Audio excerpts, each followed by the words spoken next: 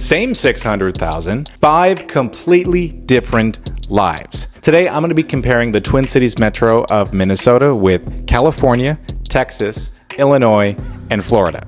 We're going to be talking a difference of what that 600,000 gets you and whether it's a 2-bedroom condo that may still need some work or a 3 to 5 bedroom house with room to spare and all of your hopes and dreams. I'm going to show you exactly what that gets you, as well as also the cost of living, not just home prices, but groceries, utilities, transportation, the full picture of what it actually means to live in these states. Because if you are thinking of relocating to the Twin Cities, you're probably just trying to figure out what your budget is actually going to get you. This video is going to answer that.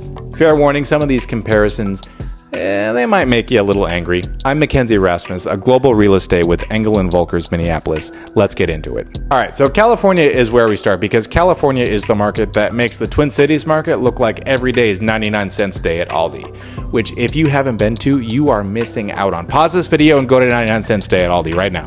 That comparison is that drastic when you line up the numbers because the median home price in California is around $684,000 statewide. In Minnesota, the median price is $371,000. So already before you even walk through a front door, you're seeing a savings of $300,000. Now take that to your actual $600,000 budget. In California, $600,000 puts you at a 1 to 2 bedroom condo or a small 1950s bungalow that needs some work. And by work, I mean the kind of work where you open up one wall and suddenly you are having a very expensive conversation with a contractor that is going to need to redo the whole side of the wall. Anyway, it's a whole conversation. If you want anything bigger than that, you are buying far away from where you actually want to be in a state where commute is already a quality of life issue. What really gets me though is this. Even a $1 million house in California often gets you just an average single family house. Not a pool, not a view. That's not something that's going to make your friends jealous. Just a house, average. Congratulations on your $1 million average house. Please enjoy your 1-car garage. Here in the Twin Cities at $600,000, you are above the median by over $200K. That puts you in 4 to 5 bedroom territory in the inner suburbs or a character-filled house near the lakes in Minneapolis.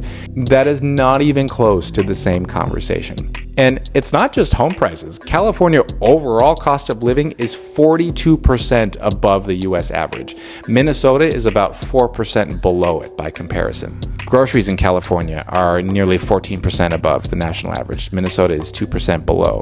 Utilities in California are 24% above the average in the state where air conditioning is basically running 24/7. Transportation in California runs 32% above the national average. Minnesota is 3% below. So the gap between California and Minnesota, it's not just your mortgage, it is your electric bill, your grocery bill, your insurance, your gas, your everything. California is expensive at every single checkout counter. So if you are a California buyer coming to Minnesota, this is going to feel like you unlocked a cheat code. If you want a head start on relocating to the Twin Cities, I have made a Twin Cities relocation guide that includes neighborhoods, suburbs, commute realities, anything that's going to be useful as you plan your move to the Twin Cities.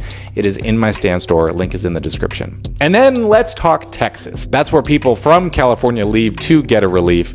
No state income tax, more space, lower price tag, and apparently everyone gets a truck and a strong opinion about barbecue when they cross the state line. And on the surface, the numbers do support the story. Major metros are sitting at $375K like Dallas.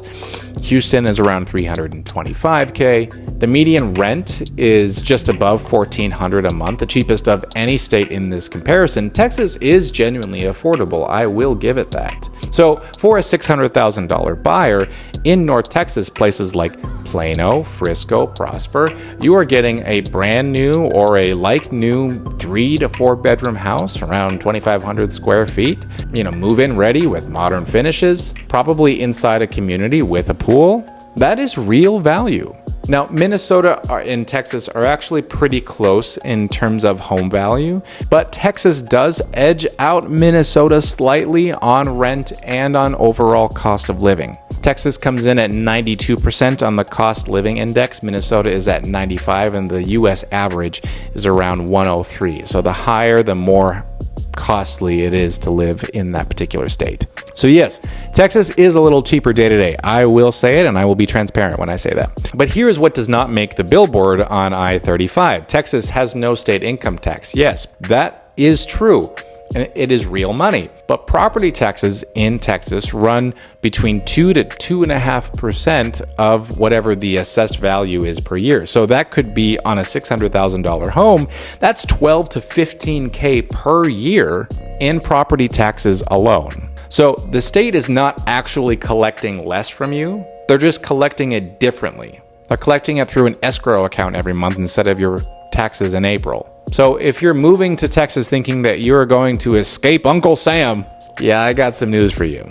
Now, Minnesota has a state income tax, but property taxes are meaningfully lower. When you model the full annual cost ownership, the gap between Texas and Minnesota closes fast because Texas utilities also run 2% above the national average, and Minnesota is 3% below. And Texas summers are no joke. We are talking months and months of triple-digit heat that will be making your air conditioning work overtime. Meanwhile, in Minnesota, we get like 11 days of that, and then we're in fall, which is honestly the best. If you want to have a real conversation about what this looks like, be sure to book a call with me on my Calendly. The link is in the description.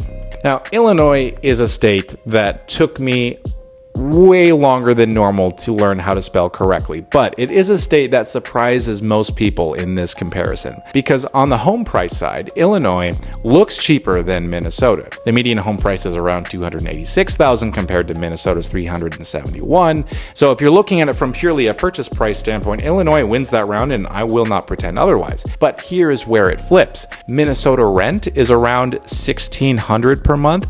Illinois rent is over $2,000. It's sitting at currently at $2,027 in average monthly rent. So if you're renting while you search, which a lot of relocation buyers do when they first land in a place, you're paying nearly $400 a month more in Illinois just to have a place to sleep while you search. And around 20% of the housing stock in Illinois was built 1939 or earlier, which means that your rental, there's a real chance that, well, the windows are original that rattle anytime a truck drives by. They've got radiator heat, and they've got a bathroom tile situation that was stylish exactly one time in history. Now, in the Chicago metro specifically, that shifts things even further. The cost living index gets reduced by around 2.5% when you factor everything in. Property taxes are around $5,100 a month in Illinois, and the Chicago suburbs tend to run higher than that. The honest comparison is that Illinois has a lower purchase price at the median, but higher rent, notable property taxes, and a complicated cost picture in the major metro. And at $600,000 here, you are buying well above the median and buying real equity. This is the trade that I would take every time when comparing these two Midwestern states. Florida, the state where everyone's parents retire, the housing market lost its mind for a few years, and now you need an actual spreadsheet and a possible therapist to figure out where you are going to live in Florida. See, pandemic-era migration sent prices through the roof, and now the markets in Florida are starting to correct, which is a good thing for potential buyers. The statewide median price ranges anywhere from $385,000 to $405,000 depending on where you are in the state. Miami-Dade is closer to $455,000, Tampa around $325,000 to $400,000 depending on where in the city you're looking, and Orlando's around $338,000.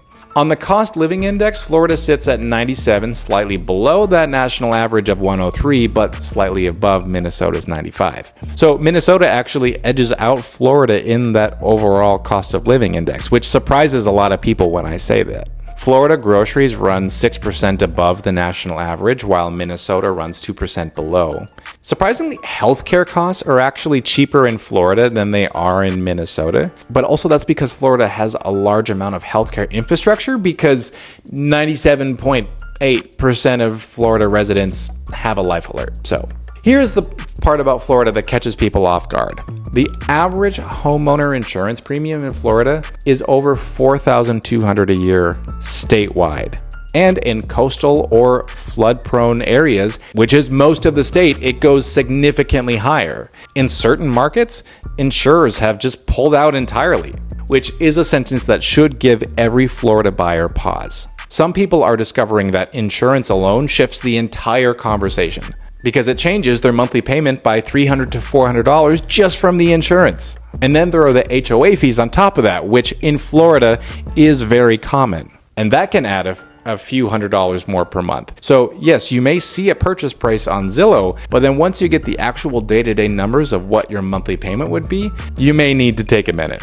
If you are weighing Florida against Minnesota and you want a clear-eyed picture of what life is actually like here in either of these states, the Twin Cities Relocation Guide in my Stand store is built exactly for you. Again, that link is in the description. Okay, so what does actually $600,000 do here in a market that I live, work, and play in every day? Well, because the Twin Cities metro home price is around $390,000, if you are a $600,000 buyer, you have so much opportunity and you are going to get something very nice. That's that move-up range / near luxury. In Minneapolis proper, you can get a house near the lakes like Harriet, Makaska, the Southwest neighborhood region. $600,000 gets you a 3 to 4 bedroom house with real character and walkability. If you move to the inner suburbs, Maple Grove, Plymouth, Woodbury, Lakeville, $600,000 buys you a 4 to 5 bedroom house, 25 to 3,500 square feet, floor plan, finished yard, bigger yard, a garage, and a real attached garage. Not a parking spot you pay extra for, not a carport, not a spot in a structure 3 blocks away. You have an actual garage that fits 2 cars, your kids' bikes, and a chest freezer that can fit everything that you guys bought at Costco. This is where most relocation families land, and honestly, it's not hard to see why. Now, if you go further out, Dayton, Otsego, Blaine, $600,000 can get you a brand new construction property with modern energy efficient systems. You will have a longer commute, but for buyers coming from California or Florida where the long commutes were already a factor, this is usually a pretty easy trade-off. The full cost picture is this: Minnesota housing is 15% below the national average. So Minnesota is actually very affordable. You're not white knuckling your budget every year. You actually have room to build a life. All right, so let's bring it home. The main difference is that all of these states always have some differences and some nuances that make them unique to who they are. California, it's just how expensive everything is. In Texas, you have higher than normal property taxes. In Illinois, the rental market is cray-cray. And Florida, well, there's a reason why they have the Florida Man Challenge. If you are thinking about a move, start with my Twin Cities Relocation Guide in my Stand store. The link is in the description. It is the fastest way to get oriented before you start scrolling Zillow listings at midnight. And when you're ready to talk about your specific budget, reach out, book a call with me. I'd be more than happy to help. Thanks so much for watching, and I will see you in the next one.